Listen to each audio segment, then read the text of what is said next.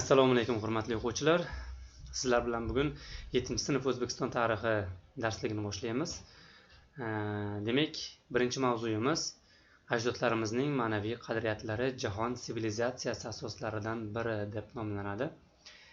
Xo'p, bu mavzuda asosiy e'tibor beradigan jihatlarimiz quyidagilardan iborat. Demak, ushbu darslik 4-asrdan 13-asr boshlarigacha bo'lgan davrni o'z ichiga oladi. Va keyingisi mana o'zbek va o'zbek atamalari bilan ulug'langan o'zbek xalqi shakllanganligi haqida ma'lumotlar ham o'rin olgan deyilgan. Demak, asosiy jihatlari mana shu yerlar. Keyin pastiga tushganimizda esa o'rta asrlar tushunchasi tarix faniga italyan tarixchilari tomonidan olib kirilgan degan ma'lumot berilgan. Bu tushuncha xususiy mulkchilik shakli o'zgarishi davrlari bilan bevosita bog'liq degan. Ya'ni o'rta asrlar davrining boshlanishi, Yevropada feodal jamiyatga o'tilishi, demak bu xususiy mulkchilik bilan bog'liq edi. Bu nima degani? Hozir soddroq qilib tushuntirishga harakat qilaman. Demak, qadimgi dunyo tarixida bilamiz quldorlik jamiyati bo'lgan, o'rta asrlarda esa feodal jamiyatga o'tilgan.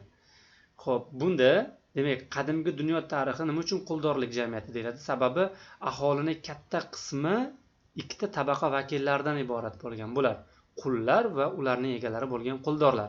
Shuning uchun ham bu davr quldorlik jamiyati deyilar edi. Endi vaqt o'tishi bilan qullar imkoni boricha yomon ishlaydigan bo'ldi va qullarning mehnatidan quldorlarga hech qanaqa naf kelmay qo'ydi.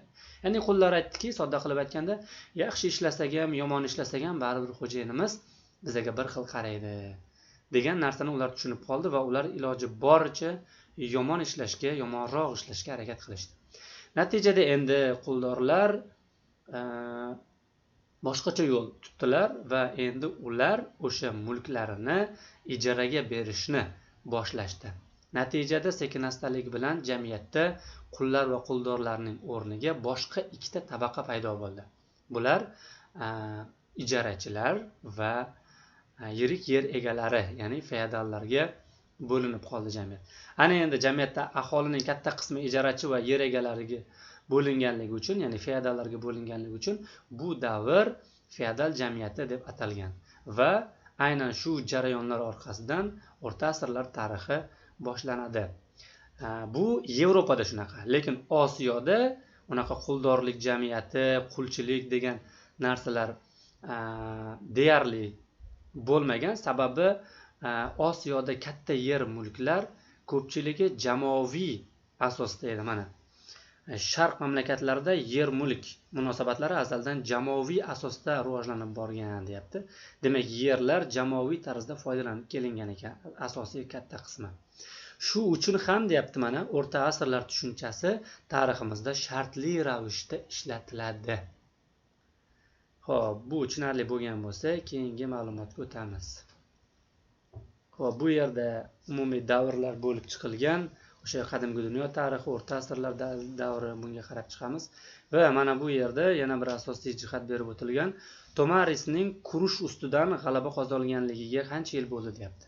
Demak, bu yerda Kurush bu Kir ikkinchi nazarda tutilayotganligini bildiradi. Demak, Kir ikkinchining yana bir nomi bu Kurush ekan.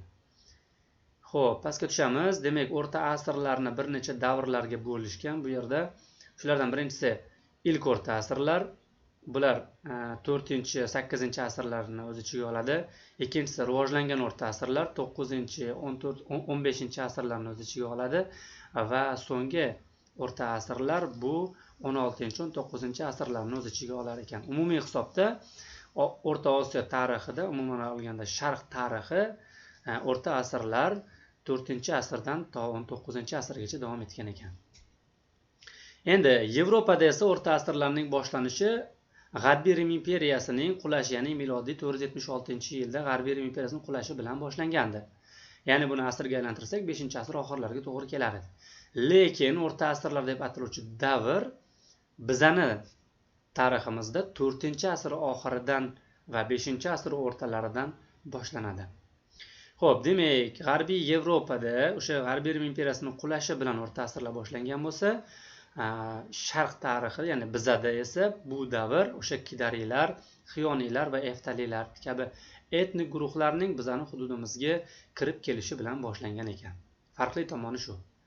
Xo'p, endi o'rta asrlar ham ilk rivojlangan va so'nggi o'rta asrlarga bo'linar ekan. Endi bu davrda o'sha xorazmliklar, xiyoniylar, kidariylar, eftallar, turk xoqonligi, somoniylar, qoraxoniylar, xorazmshohlar, Amir Temur va temuriylar hukmronlik qilgan bizani yurtimizda. Endi qadimdan bizani yurtimiz turli xil nomlar bilan atalib kelingan. Mana misol uchun Turon, Turkiston, arablar bostirib kelgandan keyin esa Mavron, Nahr va Xuroson nomlari bilan atalishni boshlandi. Keyin 18-19 asrlardan boshlab esa bu hududlar O'rta Osiyo yoki Markaziy Osiyo deb atalishni boshladi. Endi ilk o'rta asrlarda dehqonlar bu qishloq hokimlari hisoblangan. Xo'p, yersiz aholi esa o'sha ekinzorlarga ishlov beruvchi yersiz aholi esa kadivarlar deb atalgan. Xo'p, endi mana bu savol tushgan, shuning uchun e'tibor beramiz. Ilk o'rta asrlarda qaysi jarayon aholi o'rtasida tabaqalanishni yanada keskinlashtirdi degan savol tushgan. Shunda javobi yerda ishlov berish tartibining tubdan o'zgarishi deb javob bo'ladi. Mana shu joyga asosiy e'tiborni qaratamiz. Endi 8-asr boshlaridan boshlab arab xalifalik hukmronligi o'rnatildi. Demak, xalifalik hukmronligining o'rnatilishi natijasida ilm fanning rivoji uchun sharoit yuzaga keldi. Mana shu joyga ham e'tibor beramiz. Xo'sh. Yana nima bor? Demak, bu yerda o'sha bizning tariximizda sodir bo'lgan ikkita Renessansni eslab o'tamiz. Birinchi Renessans davri bu 9-12 asrlar, ikkinchi Renessans davri esa 14-15 asrlar. Xo'p, Renessans davri haqida qisqacha to'xtaladigan bo'lsak, Renessans degani bu fransuzcha Renaissance degan so'zdan olingan bo'lib, uyqudan uyg'onish degan ma'noni bildiradi. Lekin bu yerda uyqudan uyg'onish emas, balki ilm-fan sohasida uyg'onish davri bo'ldi. Ya'ni ilm-fan sohasi yuksak darajada rivojlangan davr bo'ldi deb qaraladi. Shuning uchun ham bu davrga nisbiy tarzda Renessans so'zi ishlatiladi. Ya'ni uyquda yotgan ilm-fan aynan mana shu ikkita davrda uyg'ondi degan ma'noda. Demak, hurmatli o'quvchilar, shu bilan birinchi mavzuyimiz tugadi. Endi ikkinchi mavzuga o'tamiz. Ikkinchi mavzuyimiz bu 4-7 asrlarda mamlakatimiz xalqlarining turmush tarzi deb nomlanar ekan. Xo'p, bu mavzuda asosiy e'tibor beradigan jihatlarimiz qaysi? Demak, bu mavzuda aytayaptiki, o'lkamiz o'sha o'rta asrlarda Turon, Turkiston va Mavron Nahr nomlari bilan shuhrat qozongan deyapti. Demak, yana bu yerda nima? Suv tegirmoni, chig'ir va charxpalak kabi suv inshootlarining kashf etilishi qishloq xo'jaligi ishlarining rivojiga ta'sir ko'rsatdi. Demak, nimalar qishloq xo'jaligi ishlarining rivojiga ta'sir ko'rsatdi degan savol tushsa, suv tegirmoni, chig'ir va charxpalakning kashf etilishi deb javob beramiz. Demak, bu kabi suv inshootlari esinglarda bo'lsa 6-sinfda Kushon mavzusida tilga olingandi birinchi marta. Xo'p, davom etamiz. Endi ziroatchi so'zini ko'pchilik ikkilanadi. Ziyoratchi degan so'z bilan adashtirishlar bor. Shuning uchun ziyoratchi bu biron bir joyga borib sayohat qilish, o'sha joylarni ko'rib kelish. Ziroatchi bo'lsa bu hosilni, ekinni, urug'ni yerga ekuvchi va yig'ishtirib oluvchi odam. Ya'ni oddiy til bilan aytganda hozirgi dehqon bu o'sha ziroatchi. Xo'p, endi 6-asrda yerlarni va suvni taqsimlash ikkita tabaqa vakillarining qo'lida bo'lgan. Bular birinchisi qabila boshliqlarining qo'lida va ikkinchisi ish boshchilarining qo'lida bo'lgan ekan. Va shu orqali ular hukmronlik qilishar ekan. Endi boya aytdik, dehqonni qishloq hokimi deb aytdik. Xo'p, qanaqa qilib bu oddiy dehqon qishloq hokimi bo'lishi mumkin? Sizlarga oddiyroq, soddaroq qilib tushuntirishga harakat qilaman. Dehqonlar o'sha suv oqib o'tadigan kanallar yoki daryo bo'ylaridan o'zlariga yer olishgan va ular birinchi bo'lib o'z yerlarini sug'orishgan. Ulardan keyin yer olganlar esa qachonki dehqon o'z yerlarini sug'orib bo'lishini kutishgan.